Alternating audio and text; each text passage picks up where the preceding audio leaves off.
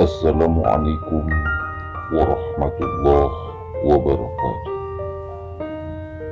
Kisah tongkat Nabi Musa berubah jadi ular saat hadapi penyihir Fir'aun.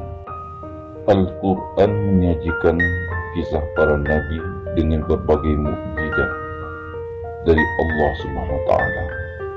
Salah satu kisah tongkat Nabi Musa alaihissalam yang berubah menjadi ular. Diceritakan dalam Qasas Al-Anbiya karya Ibnu Katsir, kisah tongkat Nabi Musa alaihissalam yang berubah menjadi ular berawal ketika Allah SWT mengutus Nabi Musa alaihissalam untuk menghadap Fir'aun, Raja Mesir yang menyembah berhala dan menindas Bani Israel. Allah SWT memerintahkan Nabi Musa alaihissalam untuk meminta Fir'aun agar melepaskan Bani Israel dari perbudakan mereka. Ketika Nabi Musa alaihissalam menginjak dewasa, ia mendapati perkelahian antara kaum Bani Israel dengan kaum Kipti, kafir yang menyekutukan Allah Subhanahu wa Ta'ala dan mendukung Fir'aun. Nabi Musa alaihissalam memukul lelaki Kipti tersebut dengan tongkat di tangannya dengan tujuan peringatan dan menakut-nakutinya. Namun lelaki Kipti tersebut meninggal. Nabi Musa pun ketakutan dengan Fir'aun dan bala tentaranya karena masyarakat mulai membocorkan informasi tersebut ke kalangan istana. Fir'aun pun mengetahui dan mengutus orang untuk mencari dan menangkap Nabi Musa alaihissalam. Utusan Fir'aun tersebut memiliki hubungan dengan Nabi Musa alaihissalam, sehingga ia memberitahukan Nabi Musa alaihissalam untuk segera keluar dari Mesir. Nabi Musa alaihissalam pun keluar dari Mesir dan menuju kota Madian. Di kota Madian, Nabi Musa alaihissalam bekerja dan menikah dengan wanita pengembala kambing.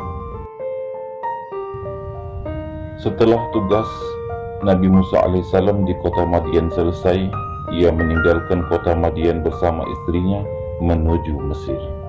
Di tengah perjalanan, Nabi Musa alaihissalam mendapati mukjizat. Allah Subhanahu wa Ta'ala memerintahkan Nabi Musa alaihissalam untuk melemparkan tongkatnya ke tanah, dan tongkat Nabi Musa alaihissalam tersebut berubah menjadi ular. Allah Subhanahu wa Ta'ala memerintahkan mengulurkan tangan Nabi Musa alaihissalam dan mengambil ekor ular tersebut. Ular tersebut berubah menjadi tongkat lagi. Setibanya di Mesir, Nabi Musa alaihissalam dan Nabi Harun alaihissalam, yakni saudaranya, menghadap Fir'aun dan menyampaikan kerasulannya. Mereka juga menyampaikan perintah Allah SWT agar Fir'aun dan kaumnya menyembah Allah SWT dan tidak menyekutukannya, serta melepaskan tahanan Fir'aun. Fir'aun justru menyombongkan diri dan berbuat sewenang-wenang, hingga terjadilah perdebatan antara Fir'aun dengan Nabi Musa. Fir'aun meminta Nabi Musa alaihissalam untuk menunjukkan mukjizat Allah SWT. Atas permintaan tersebut, Nabi Musa alaihissalam melemparkan tongkatnya, dan tongkat Nabi Musa alaihissalam berubah menjadi ular raksasa yang sangat menyeramkan. Dengan mulut menganga mendekati Fir'aun. Fir'aun yang ketakutan lantas memerintahkan Nabi Musa alaihissalam menyingkirkan ular tersebut. Kejadian itu sampai membuat Fir'aun harus buang air besar 40 kali dalam sehari. Kemudian Nabi Musa alaihissalam menunjukkan mukjizat lainnya, yaitu dengan memulihkan keadaan tangannya yang putih bercahaya menjadi normal seperti semula di hadapan Fir'aun.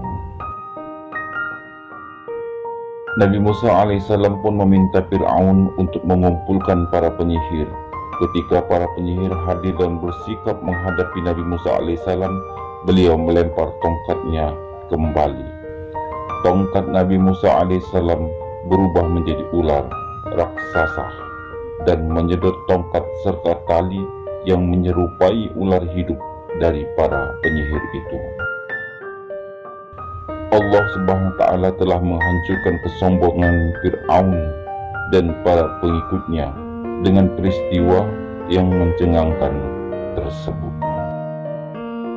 Fir'aun berjanji kepada Nabi Musa alaihissalam bahwa dia akan melepaskan Bani Israel. Namun Fir'aun tidak mau menanggapi dan memenuhi janjinya tersebut. Fir'aun mengatakan bahwa ia akan melepaskan Bani Israel jika Nabi Musa alaihissalam berhasil menghentikan wabah dan bencana di kerajaannya. Namun Fir'aun mengingkarinya.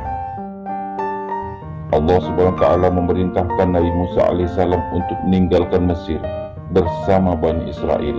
Mengetahui hal itu, Fir'aun bersama pasukannya mengejar rombongan Nabi Musa alaihissalam.